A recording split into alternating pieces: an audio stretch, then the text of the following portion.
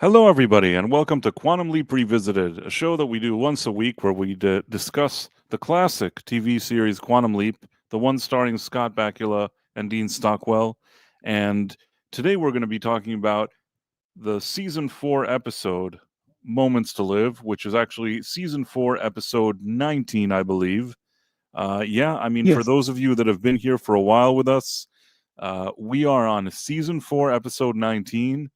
That's kind of a big deal, Nick. I mean, think of how many episodes we've already done. Oh, I know it's a lot. We're chugging right along, and we're gonna be in season 5 before we know it. This is very close. I mean, when you say before we know it, like within a month, we're going to be in season 5, which is just insane.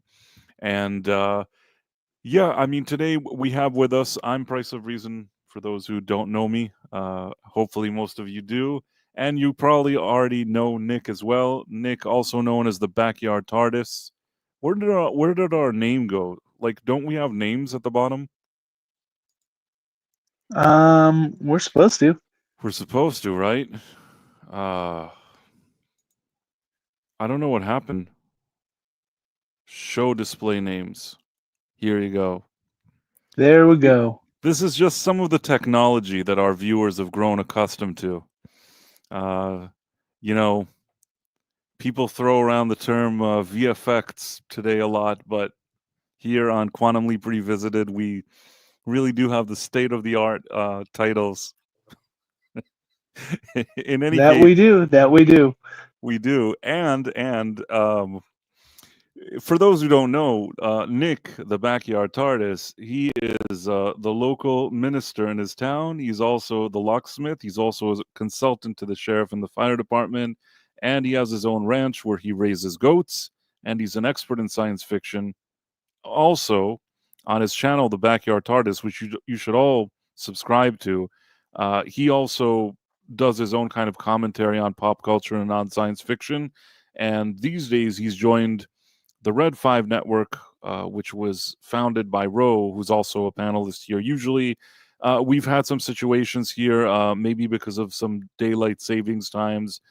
We have multiple people that had to work late and may or may not pop in. But regardless of what happens, Nick and I are here, and we're going to do our stream. And it's great to see all of you guys here. We Yes, it's absolutely glad to love. see the chat is already moving along. Yeah, I mean that's the thing that gives us the most motivation, just hanging out with you guys in the chat. And in this specific case and on this stream, we feel like we pretty much know you guys. Once in a while, somebody pops in, maybe a new person, but there's like a core group of people here that we already know, and we're always so happy to see. I'm always looking at the messages in the chats, and it's great to see Yes, everybody and here. Tex Rogers is wondering. Yes, it's raising goats, not levitating ghosts. And so it's great to see everybody here. And again, we're going to start the stream, the both of us, and maybe there'll be some interesting surprises. This episode, Moments to Live, let me try to share it. You can tell jokes in the meantime, Nick. Oh no, somehow Oh, the thing disappeared. well, I've got a lot of titles and responsibilities for a blue box in the backyard, but this episode was a good one. It was nothing groundbreaking, nothing, no high moral or lesson learned, but it was just fun. Seeing Sam in this situation and just like how I was like, you got to get me out of here. Yeah, I mean, I think that I wonder to myself, do you know when the movie Misery came out? No. Misery came out in It, 1990, okay? And when did this episode air? Quantum well, Leap. this is 92, What? 93. So, in my opinion, this one came out, and it almost seems it's not exactly because it's very different than what happens in Misery. But the idea Is of Misery the one with the person with the fake injury? uh, Misery is the one where there's Kathy Bates, and she is a huge fan of some author, and the author has like a car accident, and she kind of nurses him back to health, Yeah, yeah, seemingly. yeah. But then it turns out that she's completely bonkers and like, obsessed with his stupid things and living his books and all this stuff. So there was a bit of an element of that with this episode. And when I say a bit, that it wasn't like a one-to-one copy, but the idea of like a fan that's nutty, I feel like that maybe that movie that was very popular around that time gave it the creative spark, if you know what I mean. Yeah. Yeah, I've seen other shows do that spoof Yeah. of that. I have to say that Misery was just such a smart, clever movie in the sense that the whole movie takes place in that cabin. It required two actors. Maybe there's that sheriff or something. Very few actors in this movie except for the two of them. And it didn't cost a gazillion dollars to make. And man, was that a suspenseful movie. So I think that at the time, a lot of people really appreciated it. I think even maybe Kathy Bates, she was at least nominated. Maybe she won an Oscar. And James Caan was terrific in it, the late James Caan. So yeah, certainly that was a great movie. And I feel like, if nothing else, there's some minor influence on this episode. Now, in this episode, and we can start already. Did I share Well, it? that's weird. I just now got the notification that we were live. Well, better late than never. Yeah. At least, things happen as they happen. And yeah, okay, so we're here, we're looking at it, and then I'll do the usual theorizing that one can time travel within his own lifetime will be the leap home. Doctor, she's dead. You killed her. It's your fault. Oh boy.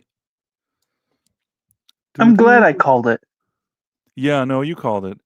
I think that the organ kind of gave the feeling. Also, I'm not trying to be mean, but like this nurse, I don't know why. Like, if there was ever a giveaway, because like I don't know, it doesn't matter. I understand that the '80s had the puffy hair and whatever it is, but come on, a nurse that's like with this kind of makeup and hair, it looked like this is what it had to be. She was really the giveaway. Do do do do do do do do. Do, do, do, do, do, do, do, do. And then it's like, wait, Yeah, her hair looks like she's ready to hit the beaches at Baywatch. exactly. And this is the part where he's like, she's not dead. Let me do some CPR. And then like he starts doing it. And this is actually funny that she starts kissing him back. He's like, excuse me, Yeah. what's going on here? And then they're like, well, what are you doing here? What, you think you can make fun of it? I don't know what he says to him, but I like the fact that Yeah. the extra was basically like into him. So she thought this Yeah. whole thing of him doing the CPR was great, and she was all about it. That's kind of I funny, also find it funny that he was facing that direction originally. right? So the fact that he didn't see the studio and cameras and realize he wasn't in an actual hospital. It's absolutely true. This could be what Roe likes to call a plot hole. I mean, you could claim that there was light in his eyes or something, but honestly, he probably should have known what this was, I assume. Yeah. But whatever, it's fine. They wanted the effect that they wanted, and it does whatever it does. The first second you watch it, you're not really thinking much about it. But yes, absolutely, he should have known that he's on a set. In any case, this is like I don't know if is it his manager? What is this guy? Or just like Yeah, the other guy that pops in is his manager because the guy that was yelling at him was the director. right Tex now? is pointing out that the person who was playing the husband was a Days of Our Lives star at the time. Ah, I see. That's funny. By the way, this guy, he looks like Babu from Seinfeld. I was gonna say he's very familiar looking. You're a very So bad man, Jerry. Very bad man. I like that. Absolutely looks like that guy. I could be you know wrong. what? I wonder if that's the same guy that plays as Raj's dad in Big Bang Theory. Yes, Raj's dad is Babu from Yeah, Seinfeld. So yes, all three are correct. It's him in all three occasions. Here he's just a little bit younger. You know what I mean? You could tell that he's a yeah, little younger than what we see him in Seinfeld. A little, maybe around the same time as Seinfeld, actually. Younger than Big Bang Theory. But yeah, it's the same actor, I think. Written by yeah. Tommy Thompson, in case Tex was wondering. This is funny that he's showing him that he's like, a stud, a doctor, and then all the ladies like him. Oh, Script is here. Oh, wow. Hey, Script. Hey, how's it going? I just made it. I just got in like 2 minutes ago. Awesome. We're really, really happy. Yeah, I'm happy. Yes, glad to have you. I missed last week's episode, but and I love last week, so I'm happy to be here for this one because this is a nice little misery story. Right, and that's exactly. Thank you. That's exactly what I was saying. That everybody's really happy that you arrived. Mary White, Script, Rhonda Nefero. Hey, a Script, and hail, Script. How you doing, buddy? For a nice leap you just did. Okay. Hello, Script. Spot on, Script. Yeah. So basically, I was actually saying that I feel like this was around the time where that Misery movie really caught everybody by surprise. And it felt like there was at least an influence here. It wasn't exactly the same. I'll give Quantum Leap credit. They didn't just rip off Misery. They did like a different take on it. But it does feel like they were at least influenced by it. Yeah, they didn't, because I've seen other TV shows do this, and they didn't go full in, like put his leg in a cast or something like that and say you were in a bad accident. They did something a little bit more original here. The dead man says it's also Dr. Bashir's dad. Oh, yeah. Oh, that's right. That's right. Wow. Yeah, you're talking about Brian George. He's a legendary character actor in tons and tons of stuff. He was in Seinfeld and Big Bang Theory. That's what we were thinking. But yeah, he also was Dr. Bashir's dad. Yep. Star Trek. Gosh, I'm trying to think of some else he was in there. I remember him. So casting directors, whenever I'd work over at Warner Brothers, they'd always be calling him up to do voiceover work. And I think one year he got to voice over Alfred for a video game. Huh. Did not know that. Yeah. So he is a good character actor. I don't think they give him much to do here, but he just kind of he's like a bookend, you know. Yeah. You see him at the beginning and at the end, he just pops in and out, and that's it. But he does whatever he's supposed to do.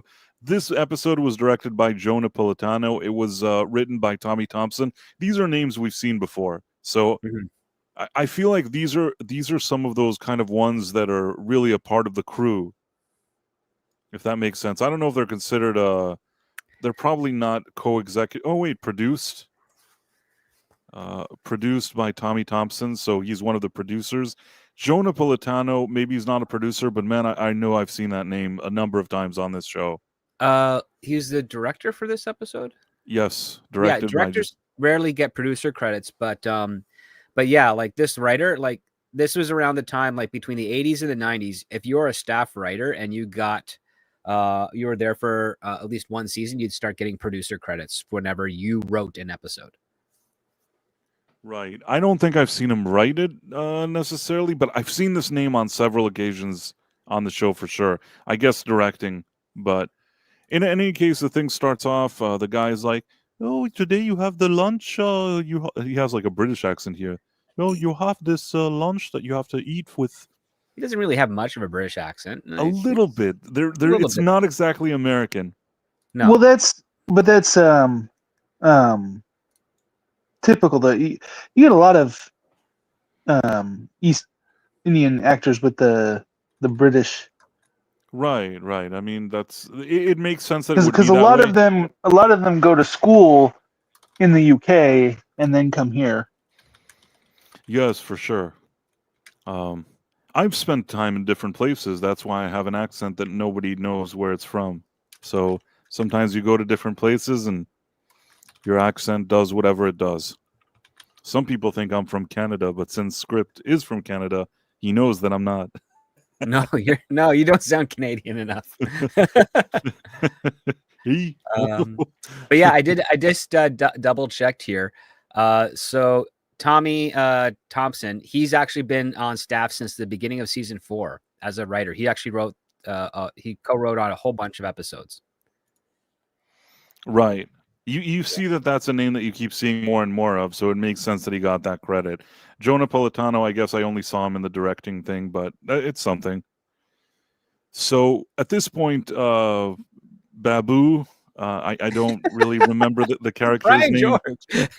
Ryan George, but he'll always be Babu to me. I just look at him and think, very bad man, Jerry, very bad man. But like with the wagging of the finger, but he's like, you have to go to this lunch with this lady and the sponsor. It's very important. It's like, whoa. It's like, Sam. And then is that the same red suit from last week? It kind of looks like, or is it a different red suit? Like, I know it's a different shirt, but is it the same suit? It could be the same suit. I mean, he doesn't have the hat here, and it could be a different shirt, but it's a very similar look. They're going for the Red Owl jacket look.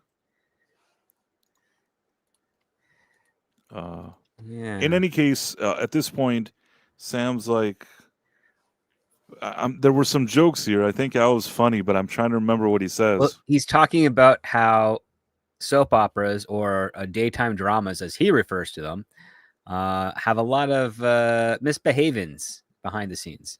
Right. Yeah, right. he was talking about how he was sick or something, and his girlfriend made him watch him, and he's like, everybody's having sex with everybody. They're all these things sleeping with everybody, and then what else does he say? I think that's it. It's something about Tina. Yeah, he's talking about that, and then Sam's like, I know, Al. It's like, I have to remember lines. What do I have to do so I can get out of here before Monday when I have to go on stage? So at this point, you're right. There is something like that. I think he also says it later, or in any case, he goes to this lunch with this lady, and this lady is like, they make a point to make her very, like, from a very rural area. Tennessee, I believe, is what she says. Right, but it's not just Tennessee. I'm sure not everybody from Tennessee acts this way. I think that they really were going for a, very, very rural woman type of situation here. And then she's just like, oh, you're so kind. I love it when you're on that show. And like when you did that. And she's telling all these like situations. And like he's basically trying to tell her that he's an actor. Oh, I loved how you treated that person and that person. You're so kind. And then at some point she says, my husband says I watch too much or something like that. And he's like, your husband. Right. See, Hank thinks I watch too much. And how does your husband feel about you being here? And then yeah. And then this lady walks in and she's like, excuse me, you couldn't possibly be sitting with some random woman and not a model.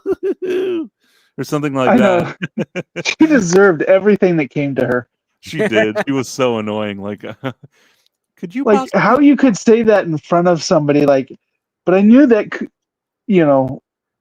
that must be your sister or cousin or something.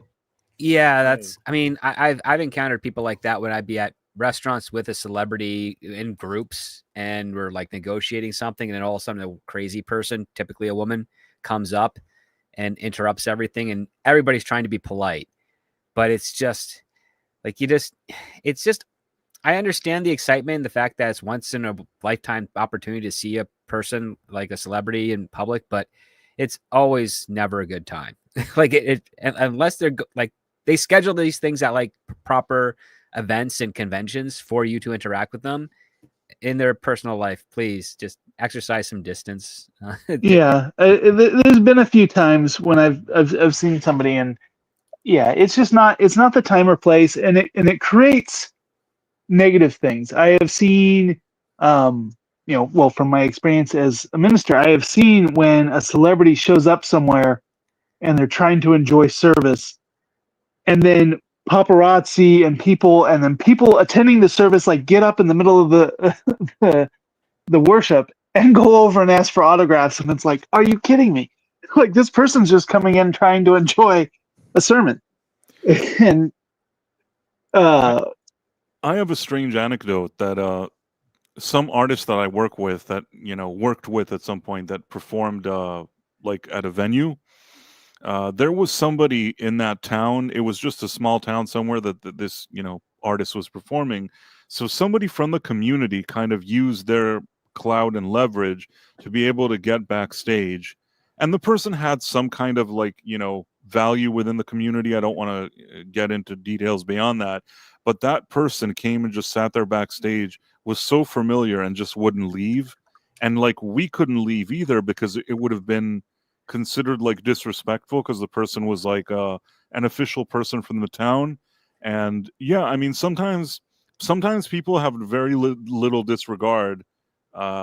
I'm not saying, obviously, sometimes you have artists and celebrities that make good money, and that's part of the game, is that they also have to know how to deal with situation like this. But sometimes there are people that cross the line, like Script said, and do act in a kind of douchey way.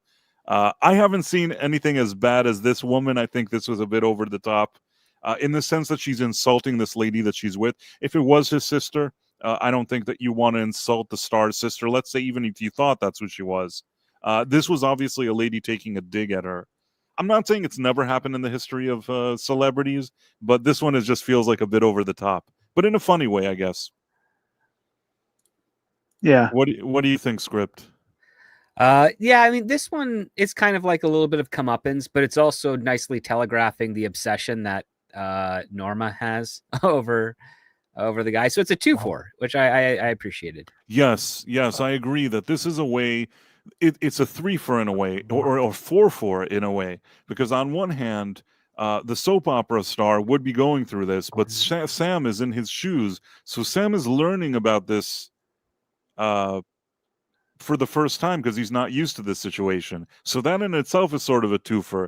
Then you have this lady who's just annoying, and you can then see how obsessive this Norma Jean lady is. So yeah, it's actually, I agree with you, Script. This is a very clever little piece of writing that gives us a lot of information in a very brief scene, which is also rather entertaining. And initially, I think that what I like about it is, as much as this lady is sort of they're presenting her as quote unquote a hillbilly or whatever it is, I think that you almost feel bad for her for a second. Yeah. And I like kind of that they're making it seem like she's maybe hillbilly, because we find out, that's not why she's this way. Mm-hmm. Right. I mean, people back home think she's strange too. Right. Exactly. Exactly. It's not just that all the people, even from her rural area, act like this. She is basically a very nutty woman, as we will learn. But this is actually a funny part and a really good comeuppance, that she throws accidentally, quote unquote, throws the camera into the bowl. She's like, "Oh, I'm so sorry. I'm sorry about that." And he's like, "Oh, it was brand new. Oh, no." And then this part still kind of seems like it's going to be legit. He comes in and he gives, "Oh, well, it's okay. I'll buy you a rose. Here you go. Oh, this is so beautiful. It's like that time that you went out with." I don't know if she gives him a soap opera thing reference again. Yeah. And then, "I'll be right back in 1 second." And then Al arrives and he's like, "Al, I need to get out of here before Monday, because if I'm going to go on these cameras, I'm not going to know my lines." "Sam, you have other things to worry about. According to the real history, you don't show up on Monday." "All right, stick him up." And then her husband shows up and they open the van. Now, I will say this. This is something that I have to say. We've seen Sam get out of a lot of very tight situations. I feel, and I could be wrong, like this lady with a gun and this big car, I feel like we've seen Sam that he does some kind of roundhouse kick or something. Right, yeah. It felt like... Do you get what I'm saying? Yeah, it's funny because I had the same thing watching a show last night. And the guy was stuck in the woods with three against three guys, and I'm like, didn't we see this guy take a whole military compound full of soldiers down like 2 weeks ago with his brother? Like he can't take three guys down in a cabin with the element of surprise, and that's how I feel like here. Sam has Were you defeated. watching Tracker? Yes, Oh my! I was like, it was a creepy episode. It's fun, but I looked at my wife and I'm like, it's three guys. Like he's sneaking around and he's doing this, and we got to call for help. And I'm like, he's got a gun. Just pick them off one by one. But I am really proud of myself. Nick, you have to admit that I've surprised you, that I knew you were watching Tracker. Oh yeah, I know you keep up with stuff. I'm surprised by that show as well, because it's one of the few ones that has a full season order of nearly 20 episodes. You know what? You know what? I'll tell you what. I'm going to really surprise you here. I sometimes I look for shows, especially if there's some family visiting me and there's people of different ages, and you don't want something too gory and too this and too that. You just want something kind of, there's enough of a mystery and just some people can hang around and put it on, and it doesn't really demand too much. And each episode is pretty much self-contained for the most part. And that Tracker does the minimum of what it needs to do. I'm not saying that it's like the best show that ever existed, but if you're, tired in bed and just feel like, putting on a 40-minute without commercials, like a 40-minute show that just, has some mystery. No, I like it, and I really like the main guy because he played Green Arrow on Smallville, and so when I saw he was doing the show, I was like, oh yeah, I'll check that out. I think the actor does fine, and the show, it's a classic case of like serviceable enough, but it does it fine. I've seen a lot of shows that want to do that kind of thing and really annoy me. I think that there's a pretty positive, I don't know. Nick understands what I mean. It's like it's not like it doesn't demand too much of you as a viewer, but it's rather pleasant as something to put on if you're tired. I don't know if that doesn't sound like much of an endorsement or compliment, but sometimes you want a show like that. It's a good show for me to watch with my wife. And you know what? When I have people visiting me, it's a show that I put on, and it's also like pleasant. So I think you and I understand each other, Nick. Yep. But I'm just surprised that I knew the second you described it.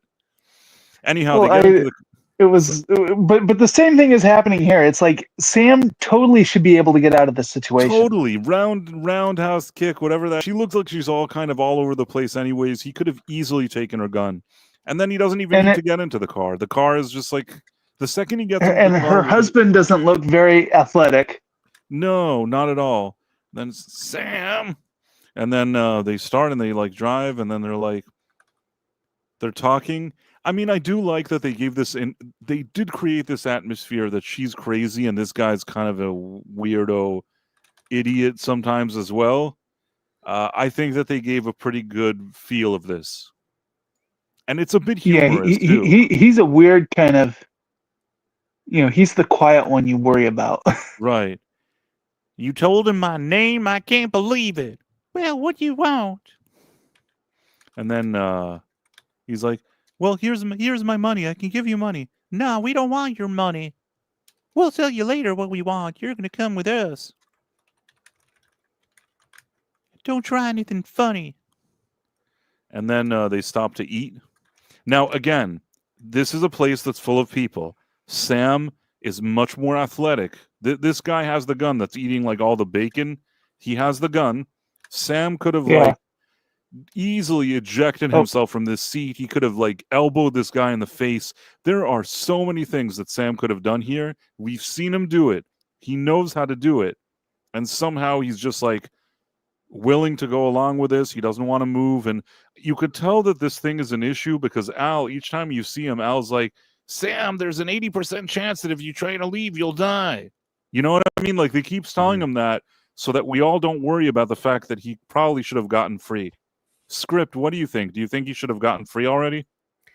I think when you do a public setting like this is a place where, I mean, he's on the fence, right? Because he could either make a stink about it, in which case the husband draws his gun, But then everybody in the diner knows there's a situation going on, and what you have is a hostage situation at this point. So you completely steer away the story from the direction that's intended here, which is a big revelation that's going to come in like 10 minutes in screen time. You try and see if there's a way Sam can kind of. I mean, when I first watched this years ago, I always thought that when Sam was going to go to the restroom, that's where he was going to take out the husband and then, escape. Right. I mean, that was the perfect place to do that. He could have easily done it, and again, he's not doing it. Then I think she puts do you have a quarter? No, I don't have a quarter. Here you go. Then she puts it in. Dream, dream, dream, dream. That's the song that plays, and it's like, oh, do you remember? It's not even him on the show. That was when you were with the Waynecroft lady, and you were making love to her in the pool, and you were both naked. And he's like, oh, yes, of course, or something like that. There's something along those lines. I don't know if it was a 1-to-1, but you know what I'm saying. Or when you in the what is it in the office when you were making love to. And then I think here he says, well, I got something with a fry. She wants to eat his fries. I don't remember now. Well, I do want to eat a fry. Oh, and then he also say, you should eat now because in 2 hours if you're hungry. Don't try anything. I got my gun here. Something along those lines. I know there's probably more to this conversation, but that's the general idea. And then the lady comes and she's like, well, I recognize you, don't you? You look very familiar. Oh, is there something stuck in your eye?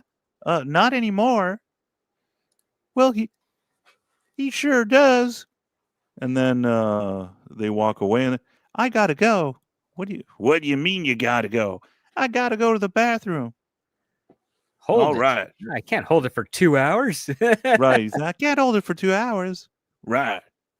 Don't try anything funny. Then, he goes there. You see him. It's good mirror transition, yeah. I thought it was good, yeah. I thought this was a good mirror transition. This is the part where, okay, so at least they thought of the fact that it's hard to get out of this window. I'll give them credit that they at least knew that they have to do that. This is the part where I think he writes something on the mirror, right?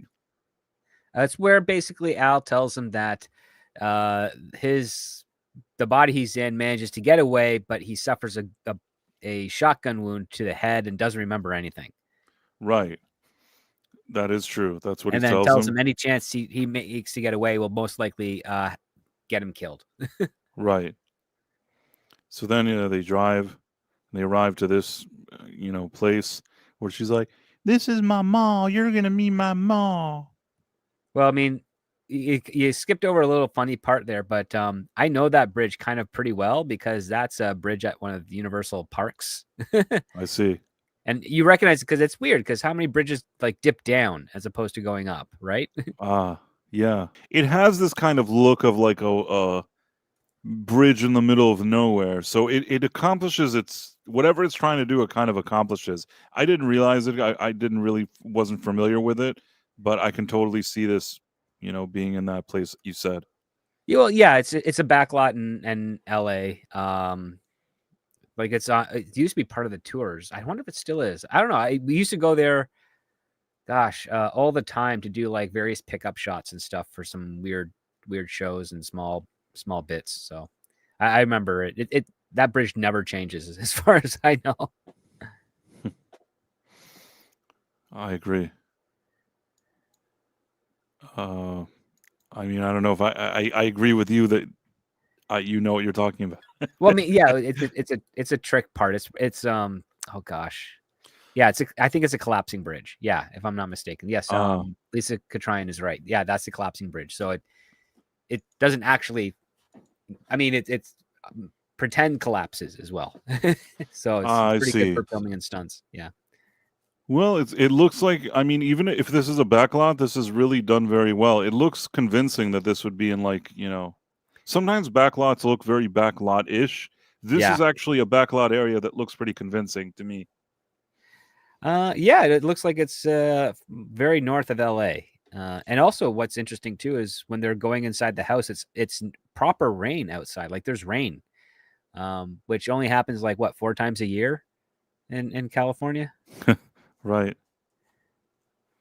Well, it certainly looks like the locale that it's supposed to be presenting, and I'll give it credit. They arrive here and they're just like, "Here's my ma. Can you guess who I brought you? Who's your favorite doctor on TV?" And she's like, "Is it Ben Casey? No, it's not Ben Casey. Look, ma. Oh, is it your annoying husband? It's your stupid husband. Yeah, It's your No, stupid Mexican. husband, ain't it? No, look over there. Oh, God. Why did they transfer? I'm trying to think exactly how this developed here. So Kyle's shotgun was put in the shed outside for reasons. Right. Norma has to go to the ladies' room, and so she gives the gun to Mom here to keep an eye on Sam. And then Sam, making his argument that he has to go, well, before he can, he gets cracked over the back of the head with a frying Right. pan, No, which so nearly should kill him. right. And I thought of that as well. First of all, they go and then she's like, "Well, Norma Jean, your daughter has a lot of problems, miss. Well, she can be a bit emotional sometimes, right? I think it's more than that. I think she has some." This lady is just like bullshitting over it, and then I think she's like, "Well, you're gonna make a fine baby with her." Me, I'm He's like, supposed to have a "What?" baby? What are you talking about? I'm supposed to have a baby? Poof. And then like he falls on the floor, and then I was hoping he'd take the news better. Then he wakes up and he's in this bed tied with the handcuffs. That's like a very misery type of moment here. Yeah, and also it's been at least like 16 hours. Right. And I agree with you, Script. That could have killed him in and of itself. Like the pan The to the impact. head is a Yeah. very serious thing. But I feel like this is still in the days where like a pan to the head, everybody was just like, didn't take it so seriously like on shows. You get a pan to the head and everybody's like, "Oh, well, he'll just get up." But they forget how heavy frying pans and skillets are. I mean, that's the Yeah. thing, right? Yeah. Yeah, it also depends on how hard you're hitting. I actually You've gotten bonked in the growing head before? I haven't, but so one of my best friends growing up that first introduced me to like ranch life and stuff. I go over to his house, and his mom used to have a small frying pan on the table that was specifically for hitting her husband and her son when they weren't behaving at the table. And it was very very enlightening. And then after dinner, they would all sit around and watch Ma and Pa Kettle, and it all made sense once I saw that. Yeah. In any case, back to whatever we were doing. Well, she's clearly showing how nuts she is because she's like, smell that pine. It smells just like the stuff that they use to clean toilets. You mean toilet cleaner? Right. I mean, I will give credit. I'm not really familiar with this actress. She looks familiar, but I'm not really familiar with her. I think she did fine as the crazy woman. Yeah, that's Kathleen Wilholt, big character actress, has been in a bunch of stuff over the years. Yeah, usually does single episode guest stars. Let me see. I'm waiting for a resume to pull up. I feel like she was good, and even Hank did like a pretty decent job.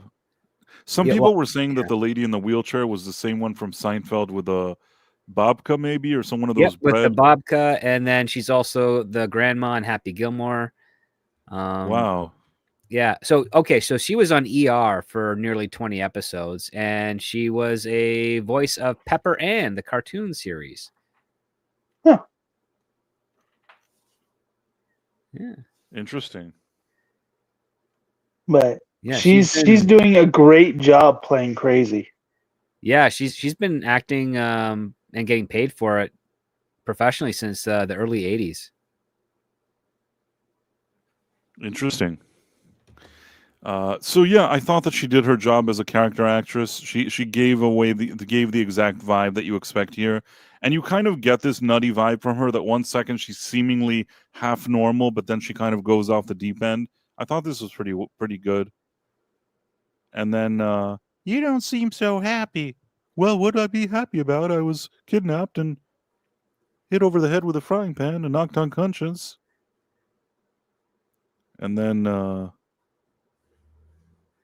there's something that he says to her that like triggers her. He's like, yeah, he says this is crazy, and this then is crazy.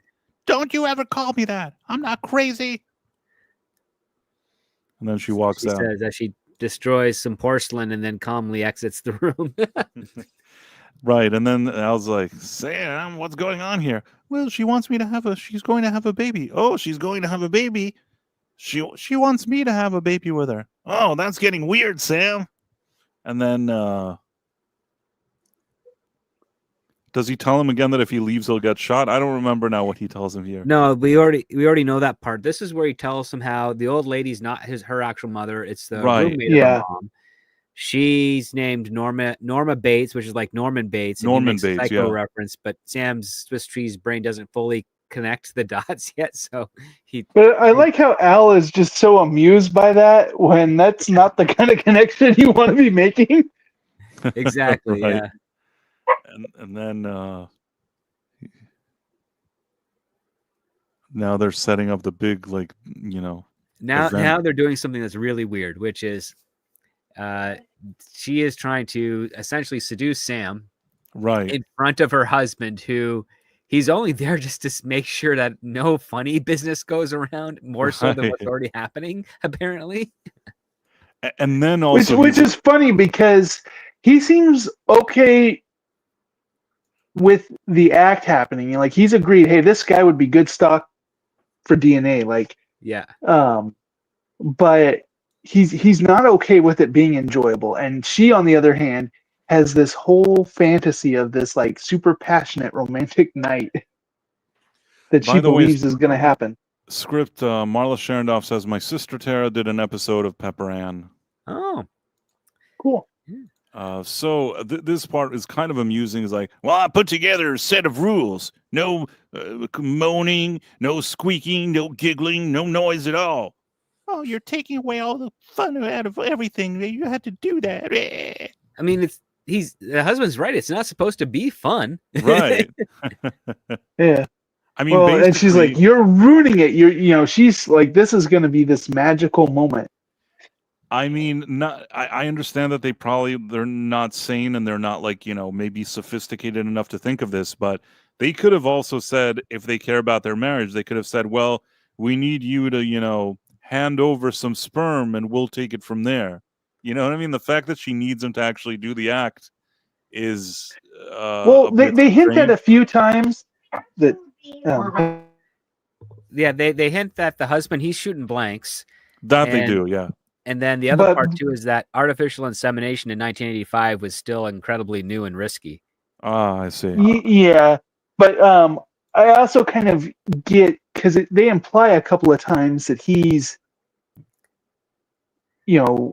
not as romantic and this, but their first meeting sounded like it was pretty romantic. But I almost kind of got the idea that he's suffering from like ED, like he's not satisfying her, and so she's like got this whole thing that this is going to be that thing she's been missing. She's going to get to experience it or whatever. I see. I mean, I wasn't really sure because I don't think it's explained to the full extent here, but I think your speculation is at least plausible. I just don't know because they kind of leave it vague. In any case, Al's like, Sam, you're a scientist. Use your head. And then, like, the next thing you know, he just like jumps out the window. Which also, I don't know how this would. I mean, he goes and he runs, and then he goes to the phone booth and he calls 911. He doesn't have a quarter, and then he's like, Sam, you gotta call it. Sam, you gotta call an operator. You gotta call the police. He's going to call 911. But a fun fact: 911 hadn't hit all the states by 1985. Right. And then, operator, get me the police. I've been kidnapped. And then that's it. And then he's back here. And then, And then this is where he convinces the husband to try and win back Norma's soul, so to speak. Right. He was like, Right. He asked them how they met. And so he's getting the story how he was robbing the church and she was working in the church. And then they did it in the church. Yes. Right. And then look at the great shot that you landed on there with the one kunky eye. yeah, I mean, But I think this guy really gives the feeling that there's like something a bit nutty about him as well. And he's like, so I want to careful. Go on. bring up the point that the chat's kind of going back and forth about how this is kind of more of an episode poking fun at the mentally disabled in a way, but these are our antagonists. So is this a good thing, a bad thing? I think they've already established in previous episodes kind of the plight and the need to treat people with disabilities or mental disabilities better. But what I like here is it's showing the balance, because left untreated, this is how such individuals will be. These people need help. And I think we look in the world right now, this is what we see. People that are in this kind of situation, they're not getting help, and then they're causing problems out on the streets in society. There's a lot of nutcases out there these days, for sure. Yeah, it's... Sorry, maybe that wasn't the nice way to say it. There was probably a word you can replace nutcases with, but you know what I'm trying to say. Right, but it's a matter of they need help. They need medication, and you saw that she apparently had that at one point in time. She was then volunteering at a church, which was probably a community that was supporting her and helping her, but she's once again gotten off the path, gotten off the meds or whatever, and now she's got a baby is what's going to make me happy. Well, they can't get pregnant, so this has become an obsession of hers now. Right, and this is the part where she needs to be seeing a therapist. She needs to be seeing someone to help her work through this, and she's not. Right, and then Sam here is saying, she needs professional help. There's something wrong with her. You know it. And then like he's somehow getting through to him, and then he's like, there's only one way we can help her. And then next and he's not as mentally disabled, but he's also, because he doesn't have the problem she does, but he's also somebody who was living a life of crime to get by. He doesn't have necessarily great morals. He does care a lot about her. He cares about her, yeah. To some extent, people today would refer to him as like a simp would be what they'd call him, because he's willing to break these laws, kidnap this guy, do all this just to try to make her happy in her craziness. But what he doesn't realize is that's not what she needs. She needs professional help. Let's look at some of the comments from the people here. Real change. And yes, I agree with you. She needs help, and that's how he gets through to the guy, even though that he's kind of a weirdo himself, but he does care about her, like you said. This is why I say it's kind of like Raising Arizona. You know what? It has a bit of a combo, like a bit of Misery and a bit of Raising Arizona. I could see that. They act like they're Raising Arizona more like the Kathy Bates in Misery didn't act like a necessarily a hillbilly as much as she was just a nut. Yeah. And like here, they're going for the kind of hillbilly vibe. What's up with Al's coat? I'm not sure. Panda Kalima. And then a lot of emotional and physically disturbed people out there. Very sad. Price of Reason, that's fine. Don't worry about it. That's probably that I said that they were nutcases. There is a more like clinical term for sure.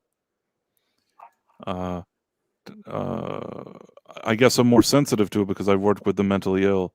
Oh, I hope she's not sensitive to me saying they were nutcases. Sorry, Lisa.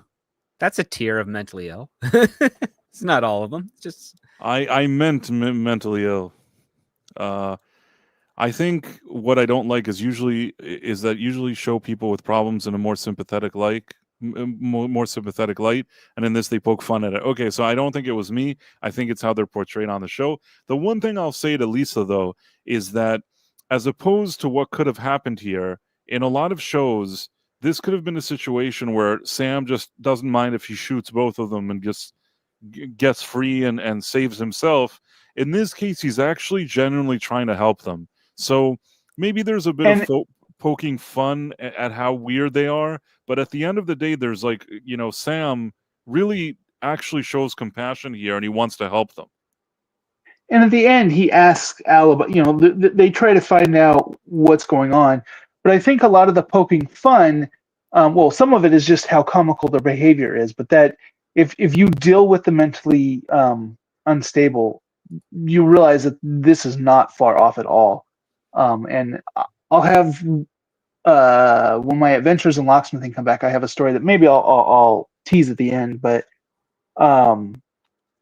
the thing that a lot of Sam's poking is when they keep asking him, like, aren't you happy? Isn't this wonderful? And he's being sarcastic, but like, how in the world can you possibly imagine that this is okay for me? Mm-hmm. Tex Rogers says this is the 911 plot hole. Why is it a plot hole? I'm reading the chat here. I think maybe the state of California had 911 statewide instituted before 85.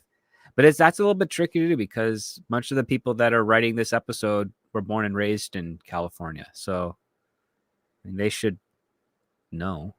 I mean, it was only like 7 years ago from the time that they shot this versus the time that their set place, right? So, but when he goes to call 911, 911 isn't a thing.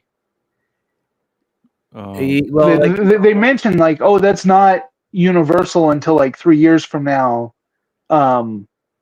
You have to call the operator and then get them. Lisa Katrine says she has a collapsing bridge phobia. I did not know that. Yeah, well, that's a fair phobia to have. I feel that fear too. I have a hard time going over bridges, specifically when I'm driving. Yeah, old wooden bridges are suspect. Yeah. Storm King, do you think he went along with getting captured because he was trying to save the girl? You know what? He does show compassion towards her, meaning even amongst her nuttiness, I think that he's not mean-spirited throughout the way, throughout the episode. Yeah, maybe they do.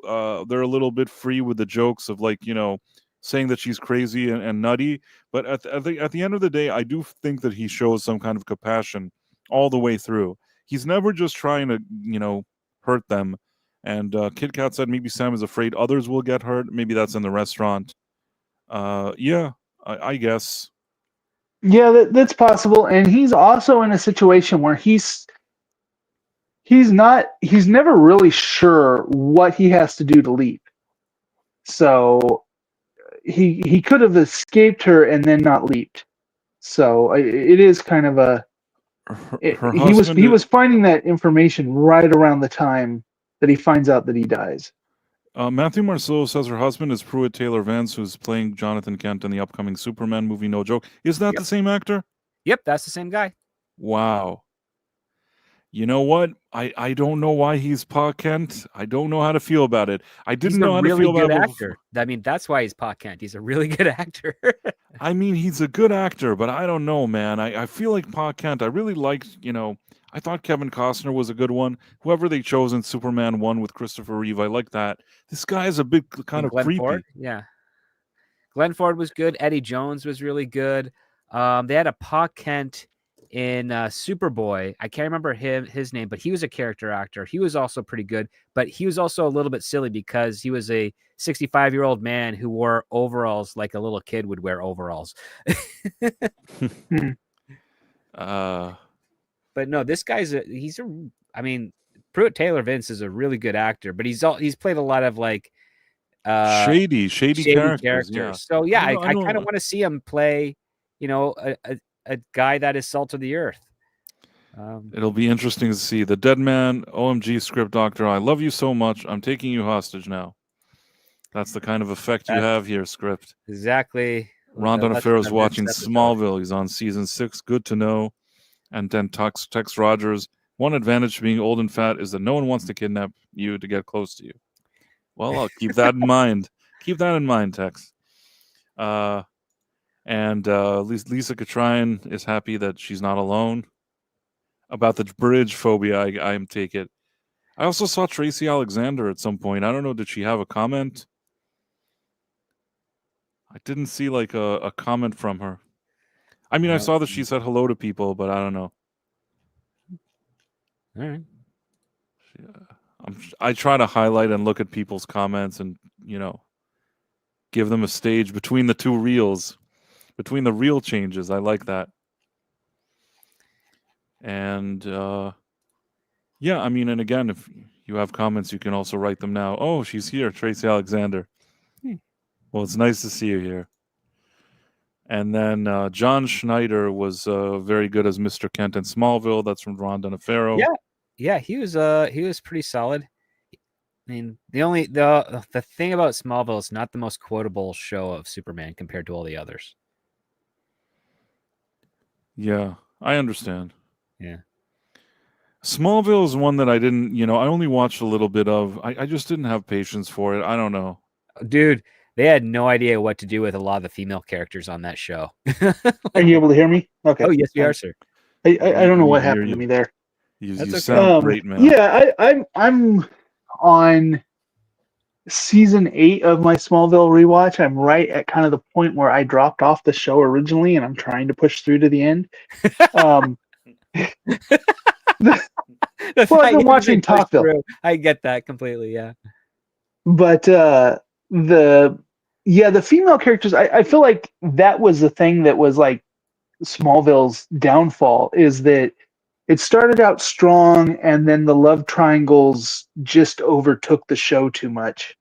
They didn't know what to do with Lana Lang or that was the problem, is they made the audience love Lana Lang so much that when it switched to Lois and she was just a background character, they didn't know what to do with her, and now they had all these female characters that were part of the main part of the cast, but as he started doing more Superman things other than Lois, the rest of them didn't really make sense. Well, Lana never made sense after the first season, because like she's the girl that he can't get, and then in season 2, she's got another boyfriend or it's a back and forth, will they, won't they, which is stupid. Then in season 3, they kind of date but then don't, and then season 4 she's dating a college guy, and that's when Lois comes in, and Lois is like the breath of fresh air because she was like a character, where Lana was just like, we'll just sub her in here, we'll make her possessed by a witch, then she's gonna be a ninja, then she's gonna marry Lex Luthor, then she's gonna like have a super suit of her own, and then we're gonna write her off the show. Like it's just they had no clue, they had no direction at all.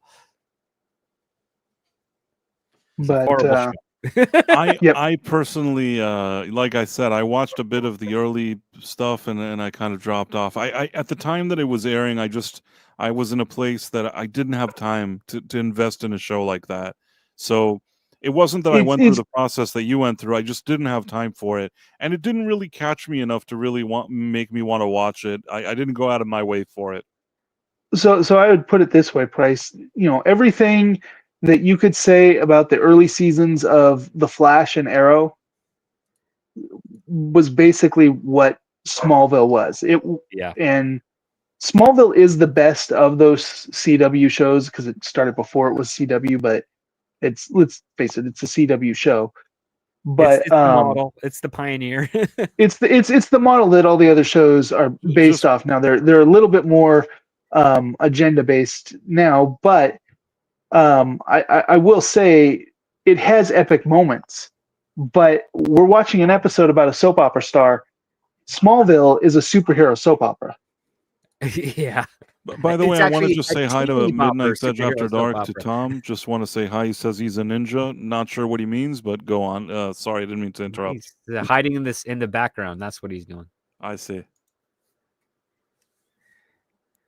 Well, he's always welcome on the stream, but I'm sure he didn't watch the episode or he didn't watch it recently. So I'm still grateful that he stopped by.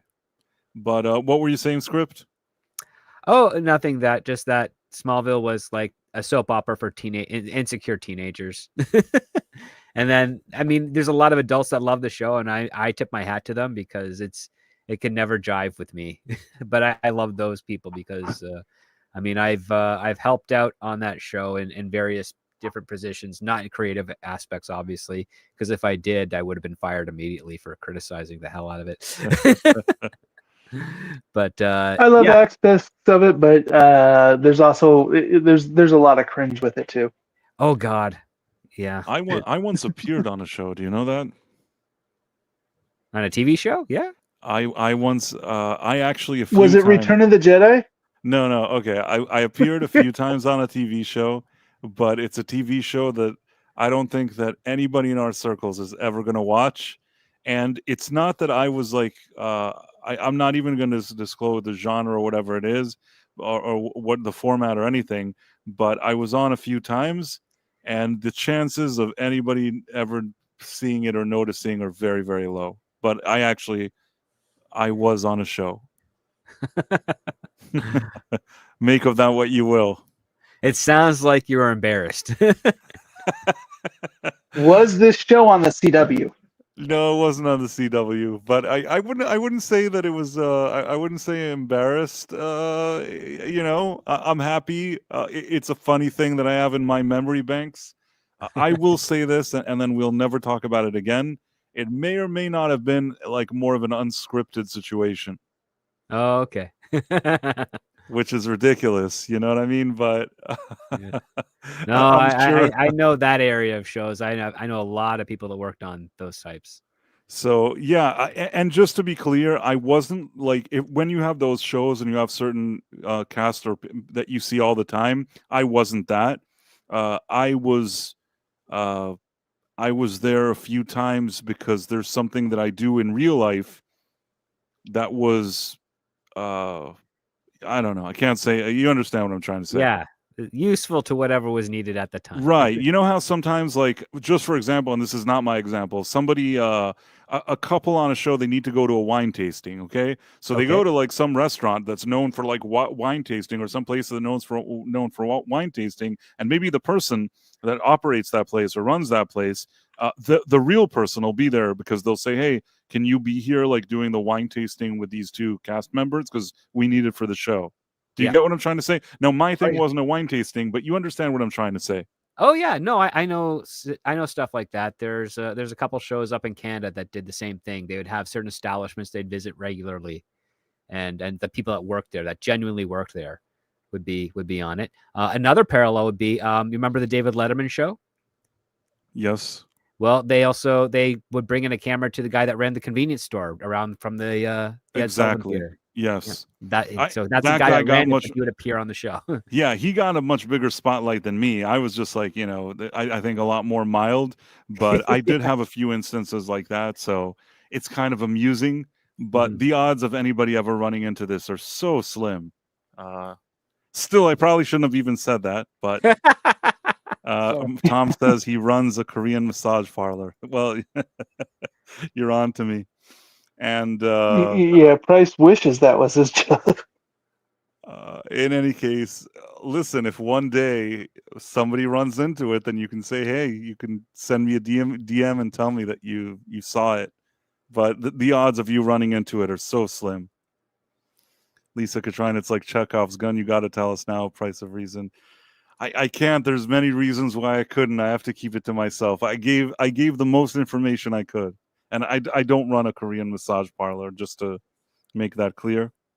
But see, now all the people who are trying to figure out who Price of Reason is, they're putting this on there. They've got Sushi Bar with Taylor Swift. It's the most random. They'll never get there. They'll never be able to piece this thing together. It's the weirdest combination of strange crap. I don't think anybody's ever going to get it. But was at a party with who was the lady from the Acolyte or whatever they that's the Leslie Headland show. Yeah. Oh yeah, at a party with Leslie. Well, that one will never leave me alone. And the funny thing is, I said it on a stream with like two people once, and somebody recorded it, clipped it, and shared it with the world. Like nobody even watched the stream. That's the funny thing, is that it was such a long time ago, and I just mentioned it, and then since then, like everywhere I go, people ask me about it because this guy Melvin Deeply, he actually clipped it and shared it with the universe. Well, So, I mean, it is a little fun being anonymous because I see so many people DM me. It's like, "Is this you?" And it's like, "Wow, you are so off target." I once thought that I saw you. Like I once thought that I did, but I wasn't sure. Not you, like in real life, but I thought I saw Oh, like on somebody. something? Yeah. I thought I saw somebody being interviewed that writes screenplays, and I thought it was you. That's the Dude, truth. I thought it, but there are maybe about I'm 8 wrong. No, there are about 8 people I know of that sound a lot like me, and only one of them is a good friend of mine who is also in Canada. The others are from all other parts of the United States. And yet I've met a couple of them, and I always joke we should form a barbershop quartet. So maybe it was one of your clones, but I did once see something where somebody was interviewing somebody who was a screenwriter, and Mhm. I thought it was you. I won't say anything more about that. I'll That's one day okay. I'll No, tell that's you. fine. In any case, Panda Kalima says I watched that stream, Price. Well, that's good to know. Bet you could figure out just from the sound of the voice. You're right. You are correct. I will say this, and then we'll move on. I don't. I should have never brought this up. There was one person that knew me in real life, caught a show, and then like he was saying that somebody where he lives was watching it, and he heard the voice, and then he's like, "Wait, what are you watching?" And then he called me, and he's like, "It's you. You're the thing," and like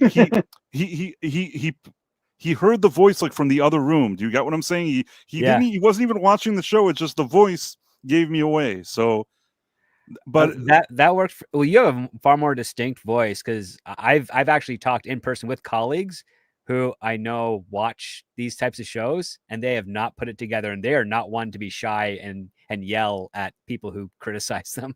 Well, Script, have you watched Price's early stuff? Because he used Uh, to have a modulator just to hide his voice. yeah. I may or may not have a modulator hiding my voice right now. You don't know. I feel like your voice is your voice. I don't know. You may have a modulator, but I don't. I think you're you in the same way that I'm me. But yeah, I used to do a modulation thing. Anyhow, we were we were talking about this guy with a I don't gun. hide anything. Like, I think Price was shocked. He's like, I was able to find. I'm like, I have my name and all that through licensing. I'm very publicly out there, but that's why I have no dreams of getting big on YouTube. Hey, you don't know. First of all, you are big on YouTube. You're on Quantum Leap Revisited, and everybody appreciates you. And in addition, you don't know. You don't know what'll happen.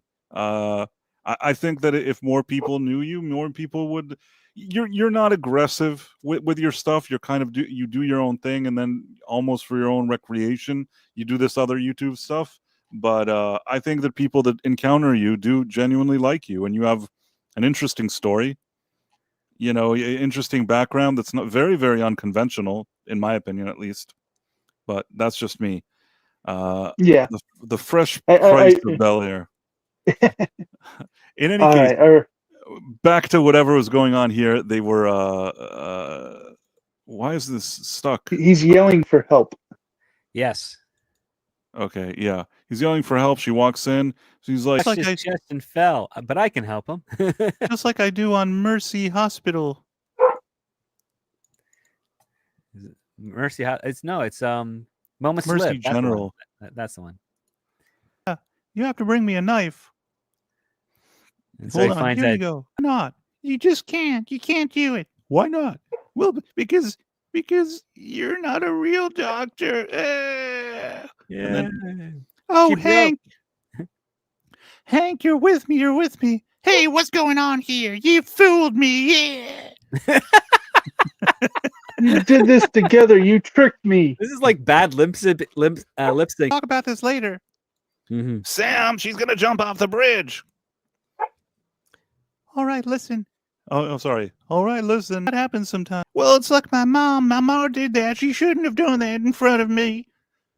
No, listen. You just have to give me your hand. It's gonna be all right. It's give me your hand. Oh, yeah, I couldn't. Yeah. Just your hand. I don't know. Remember all another nonsense he says, but that's the general direction. Come on, give me your hand, give me your hand. Oh, that's good. Oh, I want to address that, like Lisa Katrine was saying that they were making fun of him. I think that this shows that he had compassion for And look at it and go, no, that's not him. No, that looks like a physical. Oh, what happens to them? Well, she gets, well, she, Weird. and then it'll be a ratings bonanza. And then he's like, oh, this is great. And he's like, Al, you think this is ethical that they do this? He says, Yeah. no, I think it's Hollywood He's like, yeah, it's television. or television. Yeah. And then it's like, oh, come on, move your ass. Oh, get in there. Oh, we're here at the graveyard, the grave of Pata Fadatotip, whatever that thing is. It's not Tutankhamun, but it's something else in here. Yeah. This looks like a soap opera as well, but in this case, it's not a soap opera. It just kind of looks cheap, I guess. Yeah. That's a weird episode, but we'll it get looks to that more next like a 80s cheap sci-fi. Yes, like it looks like a little bit from like War of the Worlds 80s show. Remember that one, Nick? I see Professor. Yeah. Oh yeah. What's the problem? Well, I mean, it's just like everything. I guess that's more older than 80s, but all those shows with the foam rocks. Lisa and Katrine says they were always in a cave on some alien planet. Even TNG was guilty of this though, and rocks would fall down on them, and you're seeing them bounce off their backs. There's that. I mean, the other part too. I've asked some old producers of Star Trek. This is why did the bridge have rocks when something broke? Like, why was it rocks? And they're just like, we just needed something that looked cool. A few quick comments. Lisa Katrine agrees Sam is nice to her in the scene, which is nice because it shows, he's not just making fun of her. Professor R2, what's the problem? Which is that quote from the Michael Jackson video. If you know, you know. Tex Rogers Bonanza. It's a ratings bonanza, yeah. I think that the water under the bridge, in reality, is very shallow. That's the new Donkey Kong game. Yeah, I think it's like, it's under a foot. Hotep or something like that. I don't remember the exact name, but it's something along those lines. And people are saying that the next one is one of their top 5. I feel like it's one that I haven't seen many times, and I haven't watched it in a very long time. I don't want to say. Is it Ehotep? It's the next episode. Fata Hotep or whatever it is. That's that name for mummy stuff has been used over and over again. Hotep, yeah, that's the Hotep. I said something like that. Yeah, that's what I think. What it's called.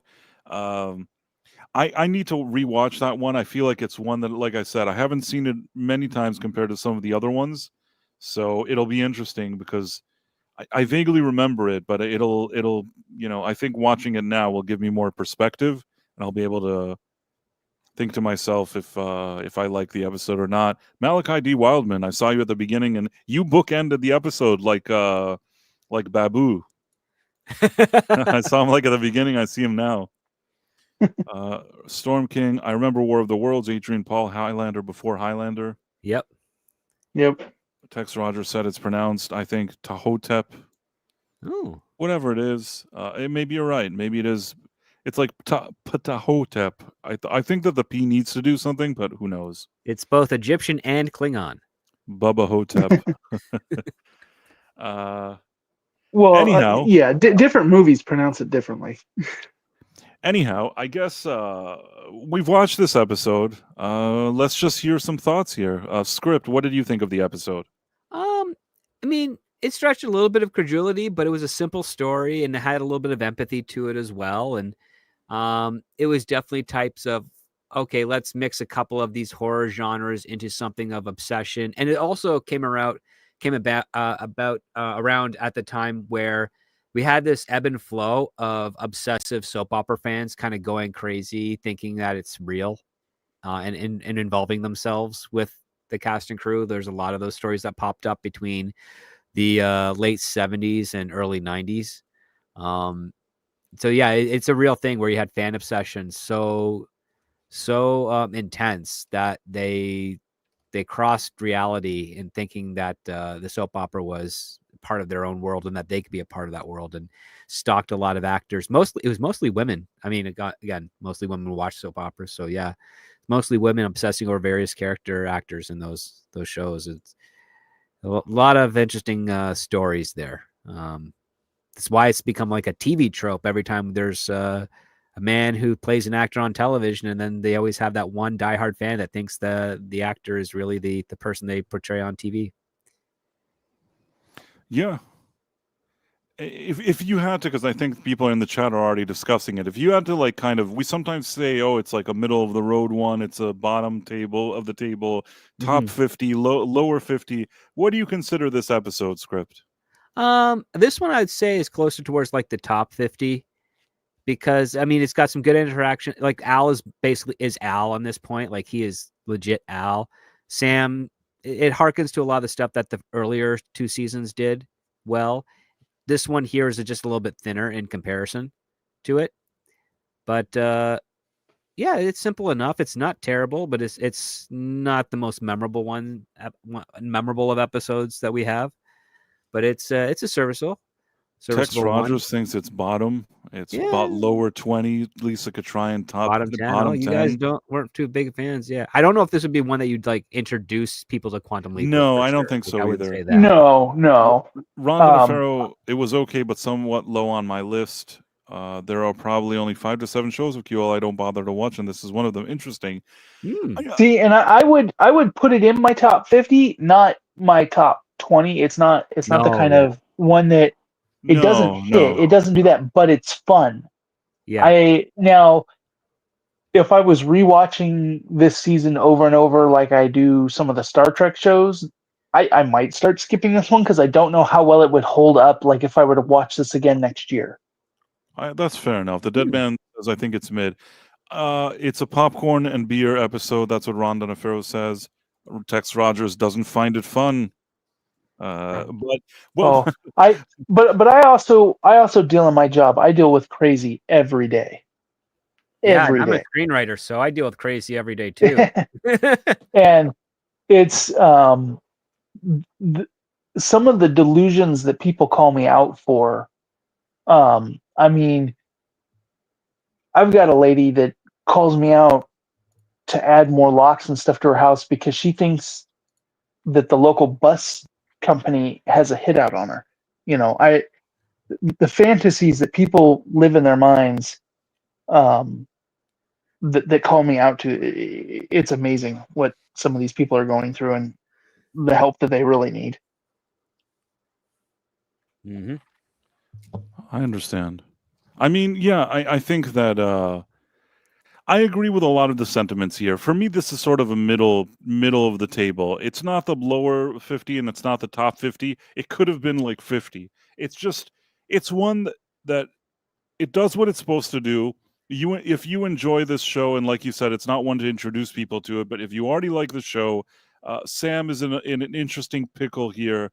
I think that the fact that these guys are kind of insane and he's in this situation, and I like that he's compassionate and wants to help them at the end. I don't hate it. It's a quirky episode. It is a quirky episode. That's the best way I can say it. It may not be the best episode. It may not be the worst. It's kind of a quirky, offbeat episode, and it does what it's supposed to do.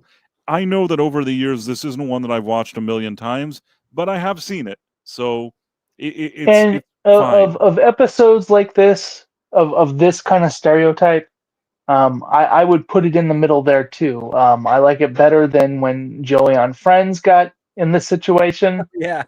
But I liked it better when it happened in the Sonic Boom cartoon. So, it's all over the place. It allows. I also see that when this happens, and maybe Script can attribute to this, but this gives writers and actors a chance to kind of comment on that part of the fan base. Yeah. That they're writing into the studio like it's life or death matters. upset over episodes of what they feel is not how this character would have reacted to something. So when they get to do this kind of thing, it gives them an outlet to kind of do that. Yeah, we sometimes call these types of episodes reality check episodes. Yeah. Because I mean, again, listen, people who make television shows that people love, they're very, very happy for the people that love them. They are, but they're not doing this to be a dominance in their lives. They're doing it to enrich their. I mean, ideally to enrich their lives in some capacity. Not like as an escape or a distraction, but as like, hey, we actually have a story to tell based on something we've experienced or based on something we're like, speculating and then playing out in the most inventive way. And we really want to entertain you and get you guys stimulated and engaged with the episode as well. But the moment you start coming to our house in the middle of the night, that's when you've crossed the line. I once walked on the streets of New York, and there was an actor from a series that he had just been seen in an episode that he kind of ruthlessly killed a bunch of people, and I walked by him, and it was the only time this has ever happened to me. I don't know why. I don't know why. I almost am embarrassed that I did this, but I guess I'm like nutty like the lady on this episode. He was walking next to me, and I just looked at him and I said, "Hey, you killed all those people." And then he kind of looked at me, he smiled. He's like, I sure did. So at least he took it in, like it wasn't a mean spirited. I just walked by him. He knew exactly what you were talking about. Right, like, right. Yeah, man. It was like a 10-second playful interaction. He knew I wasn't doing the thing where I'm like, I'm your biggest fan. You know what I mean? I just walked by him and said it, and we both kind of chuckled. So I don't know. I feel okay with it, even though it was uncharacteristic of me. But that was one thing that I once did. Some comments, Mary White, and that's why I never promise Crazy a baby. Backyard Tardis, just tell her to have 5 locks and 3 locked and 2 unlocked. Anyone who tries to break in will unlock the locks and not get in. Yeah. I have not seen any QL a million times. That's good to know. And yes, quirky offbeat episode. That's a perfect description. And Panda Kalima, I date women, so I deal with crazy every day. And then Matthew Marcillo, Prince's mind is very powerful, and depending on what they are going through, can actually create a reality that's separate from their own. That's all true. And I guess, yeah, so I think that script, you gave your thoughts on it. I gave it to, like I said, if this was like number 50 out of the whole series for me, I think that would make sense. It's a quirky offbeat episode. Not the best, not the worst. It does whatever it's supposed to do. It does have a fun element to it. I don't know about rewatchability. I agree with you, Nick. And I guess if any of you, either you, Script or Nick, have any final comments, now's the time. No, I think we did a good job covering it. I think it was good.